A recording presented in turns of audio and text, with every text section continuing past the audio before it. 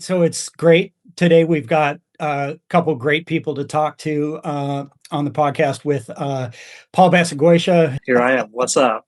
Paul and I go way, way back to our days together at Red Bull, and it's fantastic to see you again. And then Seth Kendall is here with us as well. We're going to be talking all about Rampage and the 2025 event, the venue, all things Rampage. So welcome, Paul. Welcome, Seth. Let's get into it. First off, Paul, the this year is I think a pretty pivotal year for both the event and specifically for the women's event. And I want to start by talking about the women's event, the women's field, to get your thoughts on it. We've got 12 really capable athletes that are selected for it. What do you think the venue is going to offer them that differs from where Foundation was and then where the Women's Rampage venue was last year? Thank you for filling me in with all this because I've been out of the loop, and I can't believe that the women's are competing on the 2015 site. That's that's um that's obviously a scary site. You know, that's where my injury happened, right? Yeah. It's been 10 years since I broke my back, and they've never been back to that venue since 2015. So to see that being used again is it's I'm gonna have mixed feelings about it, but I'm excited for the women because that venue is awesome. It has so much potential. And this morning I actually got a message from via Verbeck, and she's like, "Hey, just want to let you know I'm gonna dig up your line and I'm gonna bring it back." Oh, wow. And that canyon gap that you flipped, that's savage. And she like gave me some respect. So I'm so stoked to like see that come to fruition and see someone complete that line. Yeah, that is just an insane cool nod to hit you up and let you know that she's going to be riding your line. I think with Via, with Robin Gooms, I think those two are the two that I'm looking for big things out of. And let me tell you, like, because you go back to that 2015 site and you saw what was possible at that top section. Mm-hmm. That year, that line was the winning line because how unique it was to go basically kind of backwards from the starting line and transfer over to that main ridge, which everyone kind of drops in. So like the only way to really get over that ridge, as I remember 10 years ago, was that big ass canyon gap. Yeah. And that thing's scary. So what I'm saying is if she's able to complete that, I think that top section, she will own it.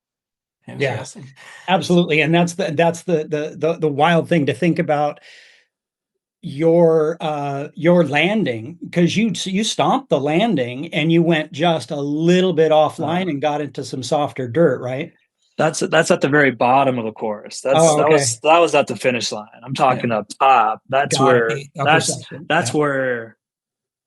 everything. If you're gonna win that event, you got to do something very spectacular up at the top section. Yeah, and she has that future to do that. Yeah. That's all I'm saying.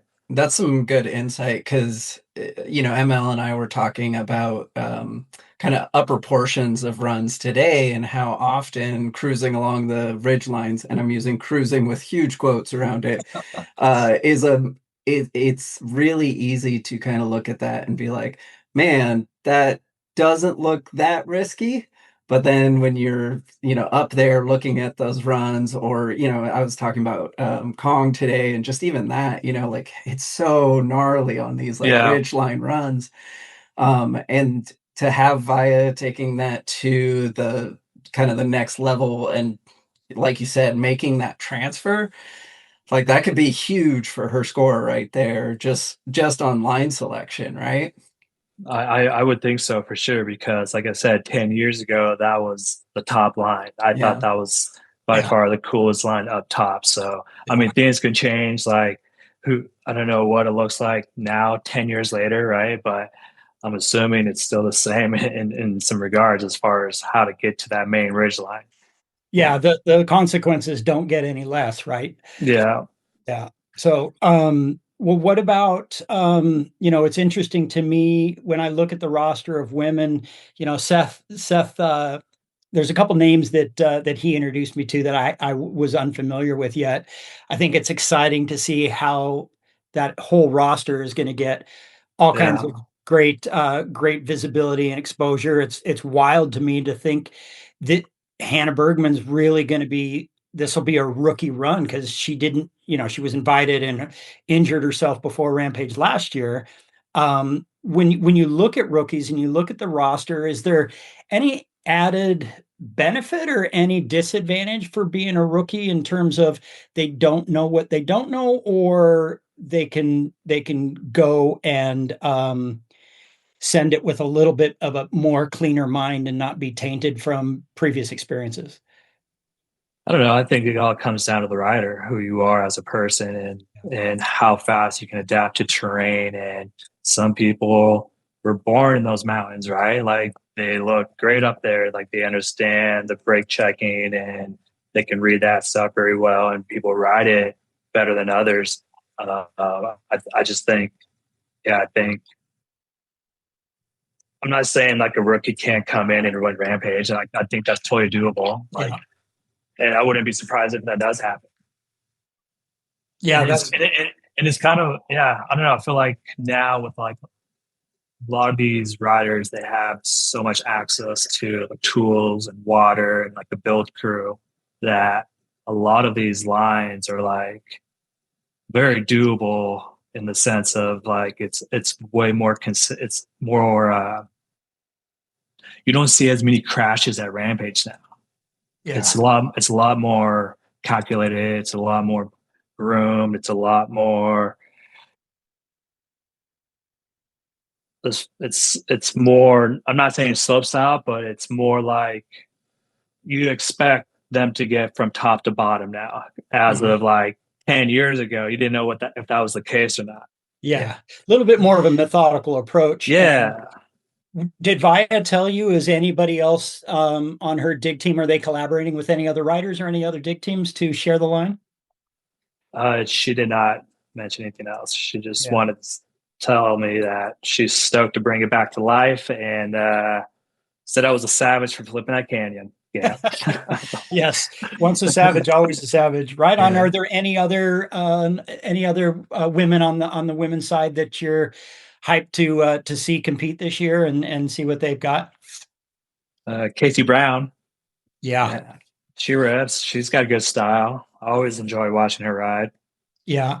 Yeah, I think Who else? for me, like Cami Nagara brings just like crazy versatility. Like she's really confident on kind of the tech riding and stuff, but also brings some big amplitude and some good tricks. Obviously, we can't rule out Robin Gooms. Similar, she's been putting a ton of work in at the slopestyle courses In and it, stuff. end of the day, they all have a chance to win. Yeah, Yeah. That's It's great. literally who gets to the top to the bottom in one piece. yeah. If you do that, you win in general. But And yeah, exactly. it's You definitely, no That's matter true. what. they're all winners. Yes, no doubt about it. Well, and I'm just And I'm just tripped out that they're riding that venue. If you would have told me that girls were going to ride the Rampage 2015 side, I would have been like, I don't know. I don't know if yeah, it would have been possible, but the progression of female free riding has gone Yeah. yeah. off the roof. So it's so cool to see that. And to Skyrocketing. have finally to have Red Bull and Rampage recognize that. I know when I was with Red Bull and you and I were there together, we talked about it a lot, and that was one of the things, that there wasn't enough of event series or opportunities for women to ride big consequential venues to get ready for Rampage. And it's not something that you want to just throw people on that haven't Yeah. had an opportunity to go there and then, judge them and put that much more pressure on them. So I'm just stoked to see it. I'm stoked to see natural selection, including women. It's Yeah. just a great thing. I love it. And I'm amped to see this year's women's event. Let's flip it over to the men's, unless you guys have got anything else on the women's side. Yeah, I just want to like root real quick for Hannah Bergman because she's a Hood River hometown There you hero go. here. So Give it I'm up to rooting for her.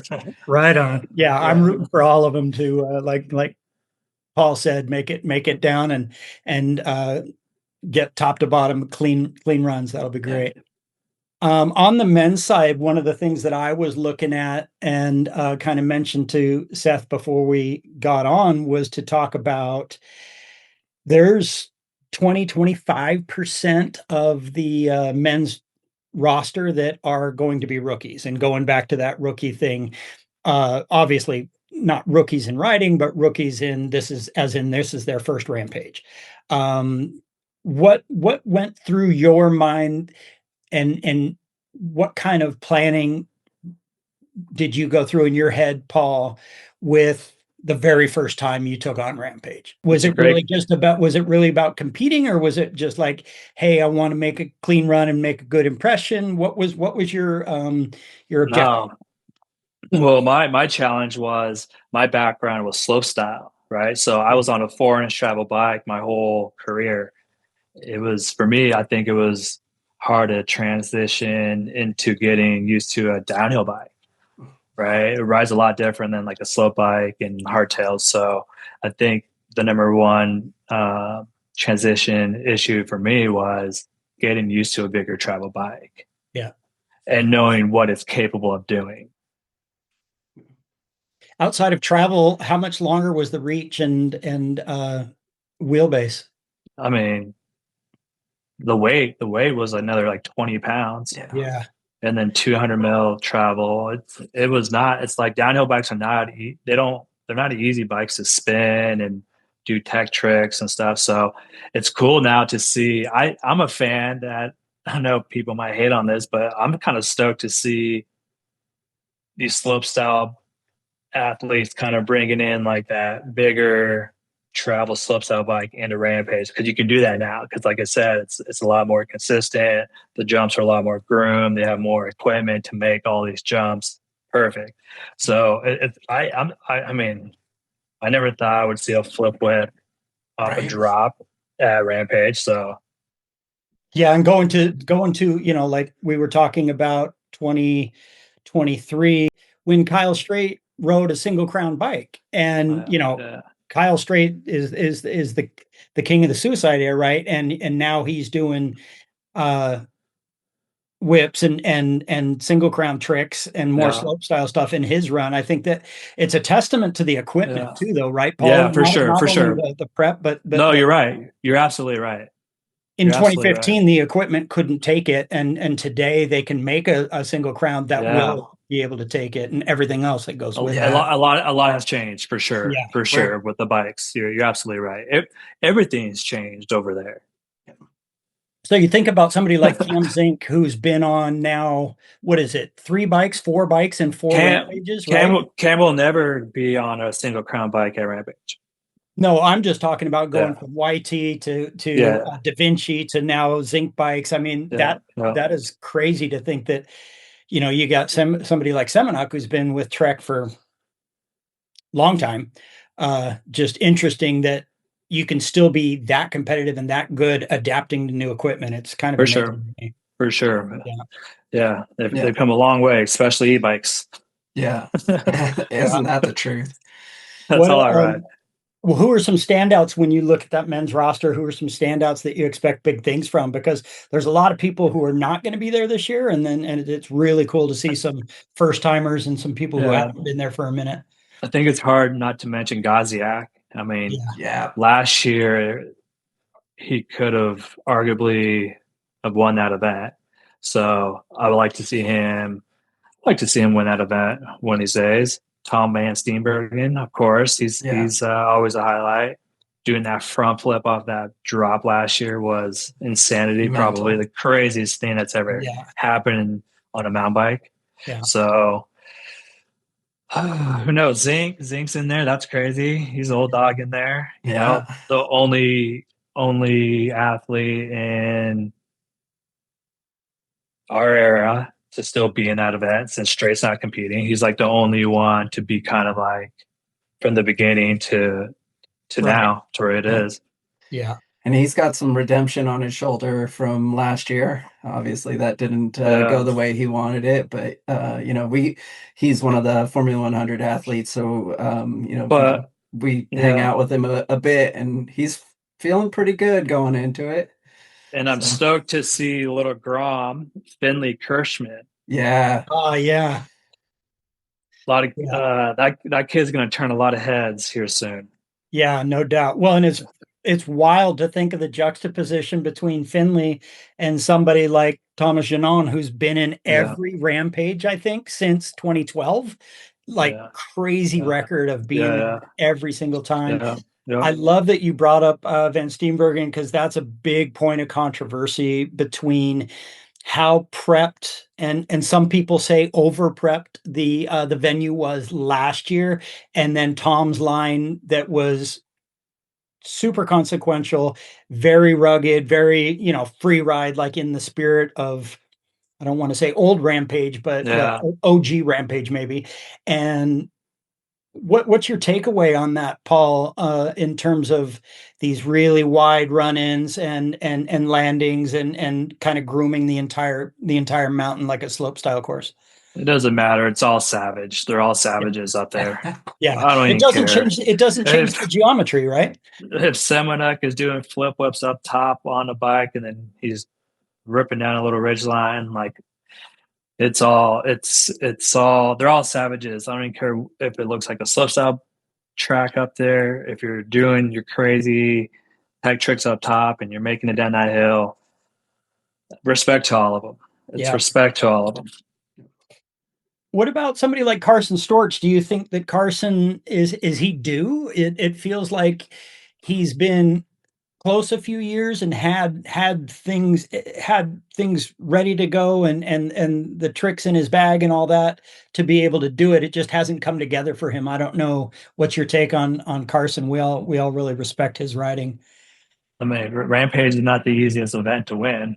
Yeah, I mean, you can't very expect or assume that one person's going to win that event every year, right? It's every single one of those athletes have a chance to win. And it comes down to venue, it comes down to linking up a clean line from top to bottom, and every single one of those riders can do that. How many riders are on the roster? 18 There's 18 this year. There's 18 this year, yeah.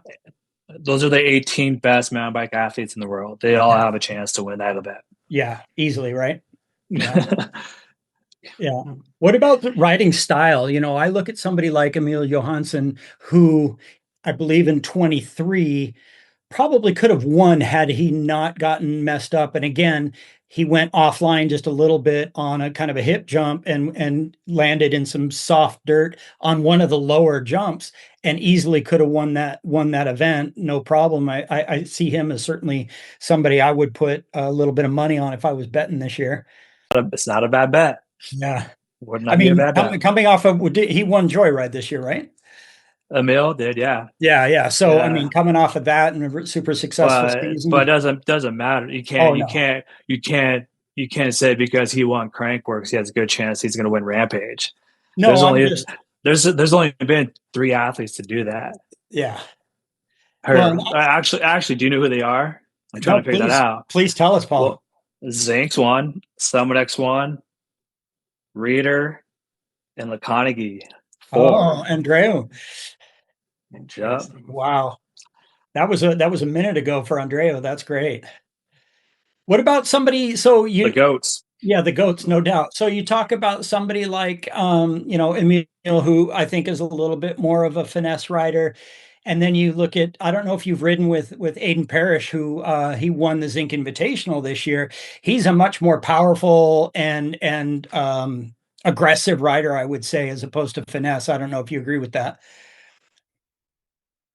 I don't know who he is. Oh, great. I don't know. So I'm stuck. Well, tell me more. Tell me more. I want to know. Well, yeah, I mean, from what I saw of him at the Zinc Invitational, Aiden, he absolutely is pinned. It's he goes to 10 every time. He's not really half-assing anything. And he's a little bit more of a powerful build as far as his body type. And I just feel like he's kind of built for Rampage. He can send massive jumps and stick landings, and he's a pretty resilient kind of guy. I would put him, yeah, more like a Claw or an Andreu. Okay, Yeah. cool. I Yeah. like this. Awesome. Well, like I said, everybody has a chance to win that event. So Yeah. What's your take on Bienve? Does he? I felt like he maybe left a little bit in the tank a couple years back and could have won it. And his repertoire, his arsenal, what he's got, he can throw down anytime he wants. And his canyon gap front flips are epic. They're legendary, right? yeah, and I believe there is a canyon gap on that side this year as well. I'm not sure. Don't quote me on that, but like I Yeah. said, anyone can win that event. He does the biggest front flips. Everybody has a chance to win. It's like just choose. Yeah. Yeah. Yeah, it's all about kind of putting together everything on that day, right? Like Exactly. each of these riders is bringing such an arsenal of tricks and competency on the hill, but it's all the things. The wind has to line up. Your build days have to go perfectly. You've got to Right. have everything precise. And so there's so much that can go awry, and so much to put together in order to get that score that's going to put you at the top of the leaderboard. So I think, it's a ton of work for the judges. I will say, if we're talking about Bienve and Van Steenbergen, like those two guys, along with Brendog, have notoriously have been robbed a sentiment from the audience, and Yeah. that's something that I think is just going to always be an aspect of Rampage. Um, Yeah. It's a but judged event. yeah, but I've I been think asked to judge that event a couple times and I've refused to Yeah, because of this you don't want reason. that heat, right? None of us do. I think it's props to uh, those guys. And what I don't think everybody understands is that every single one of those judges has competed in the past. They are not just pulled from random Yeah. audience. They aren't like judging USA gymnastics kind of stuff. They are all Rampage athletes who have the pedigree to be a judge. And there's a Yeah. lot of people that don't respect that. Yeah, they know their shit. They all been an athlete at one point. Like it's not some Joes off the streets like trying to judge Yeah. Rampage. Like a lot of these, I mean, they're all past athletes. I believe. I believe you cannot judge Rampage unless you've been an athlete prior. Like if you competed at Rampage, like Yeah. you had to compete at Rampage to be a judge at Rampage. Yeah. Which is great. Well, let's talk quickly. I had one question, then I want to talk about your Rampage journey, Paul. Um, with Rampage and with the athletes, it feels to me, and again, as a former sports guy for Red Bull and athlete manager and stuff, it feels to me like Rampage generates a lot of camaraderie with all the athletes, and there isn't really any rivalries or any like I'm gonna beat you. Is that your perspective, or is there some people where like, man, I don't like that guy, I want to take him down? I think it was maybe more competitive back then, like when I was competing, but I don't see it now. I don't see much like bumping heads with athletes. Back then at Rampage, you did, you know, as far as like that's my line, you're gonna poach it. Like there was a lot of drama in that whole situation with athletes like fighting for lines, but I don't hear too much about it now. Like I don't know. I'm also kind of out of the loop too, Ladinic. Well, and So I think from what I see, I don't know what drama's going on up there, man. If there is or what, like I'm out yeah, of the loop, man. no, it's all it's I've hey, it's been 10 years since I've competed at Rampage, and I went a whole different direction in life with it. Right, yeah, like my last experience at Rampage didn't end well, so I of course I'm still a big fan of the sport, but I'm also, still healing from what happened 10 years ago. I just got out of the hyperbaric chamber. Yeah. I spent a lot of time healing, man, but I'm sure all the athletes are in good spirits. I'm sure they're all there for each other. And because at the end of the day, we all know how dangerous that event is. So Yeah, exactly. at the end of the day, you want your homie to roll down and not scratched up. Yeah. I think you're spot on there. And what I see from the community is everybody's pretty supportive of one another. They might have a little personal, yeah, I think I can beat them, but at the end of the day, if they need help, if they need a shovel, if they need water, whatever, that they're going to help each other out, and getting everybody successfully through the course and hyped on the event day is the most important thing, and not necessarily beating this guy or that guy. It's not too much of a jock sport that way. So No, not at all. I don't see that at all. But I do tell you one thing. I do enjoy being on the sidelines and watching it all happen, though. Yes. Because right now they're out there stressed, digging, like figuring out how to get from the top of this mountain to the bottom of this mountain without killing themselves, right? Yeah. Like right now is a very stressful part of this whole event as well as the build up. Yeah, it's the most stressful is putting together your game plan, right? Like I don't talk about Rampage often, so like now my brain went to Rampage, and now I'm like getting into that athlete mentality of what those guys are feeling right now, and it's warrior. They're all warriors. Yeah, and that's what I think that the audience, the fans, the even casual people who see the highlights and the crash reels on CNN or whatever, they still have a ridiculous amount of respect. And it's impossible looking at those venues, looking at what those guys do. It's impossible not to have a ton of respect if you don't check your pulse. But I think that they're absolutely world-class, best athletes going anywhere in any sport. And to your point earlier, I think that the approach that you take, the science behind it, it's not just random. It's all very calculated, very planned. Gone over and re-gone over again and again. So it's going to be super exciting to watch this year. So let's talk about your journey, Paul. Let's talk about, this is 10 years since 2015. They're back at the venue where you had your accident. And I don't think you would change anything. I just want to know what is it that that you're looking to get out of going this year and seeing that venue and continuing on your personal journey. Yeah, 10 years since my anniversary, since the accident. It's crazy how life comes like full circle, right? Like I broke my back 10 years ago, right? And then never went back to that venue until this year, 10 years later. And last time I was there, I got helicoptered out of that venue with no movement or sensation below my belly button. So going back to that venue, even watching is going to be a little, the heart's going to be a little, regardless. How can you not go back to what happened that day, right? So for me, going back to Rampage this year is going to be special, but also I've had great support through the community of the mountain bike world, doctors, working hard, never giving up. I'm 10 years later, here I am, and I'm able to, ride a bike again. I walk with a cane, and I'm blessed enough to be on a bike again. And this year, on my anniversary, every year I set a goal.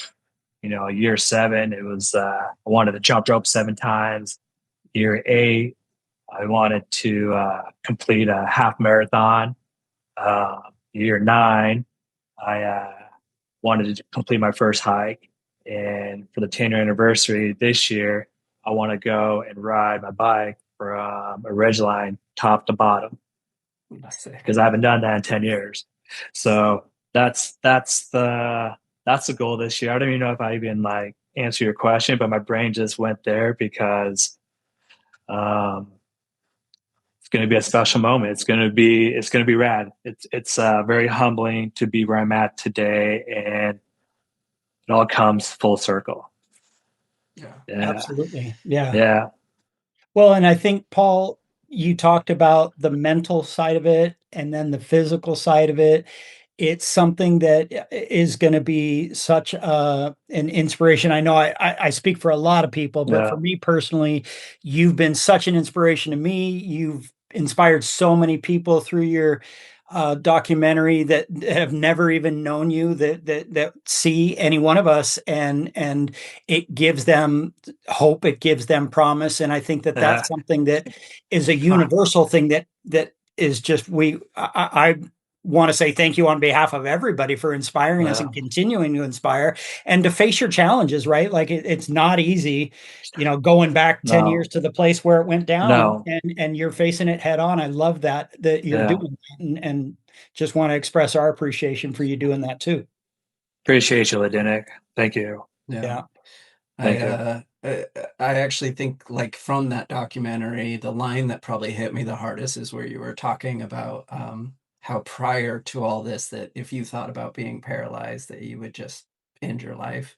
And I remember having that feeling. Like I grew up surfing and all this stuff that I love, and you followed it up with like basically that's not where I ended up. I'm so glad to No. move No. past that. And that I think to me is the thing that stood out, is that this tells us all that like we can live our lives and be adventurous and do this, but like we can still come Yeah. around when injuries Yeah. happen and when life sets us back and stuff. So And your mind is strong. Your mind powers everything what you want. Yeah. Good or bad, right? That's the thing. Good or bad, and just never give up and always be positive and work hard and never give up regardless of the timeline. I love it, Paul. That's a great place for us to end. Thanks so Yeah. much for joining and for doing this. We're hyped. We can't wait to see you out there, and Yeah, looking buddy. forward to a successful rampage for everybody this year. Thanks again, Sounds Paul. good. Thank you. You guys have a good one.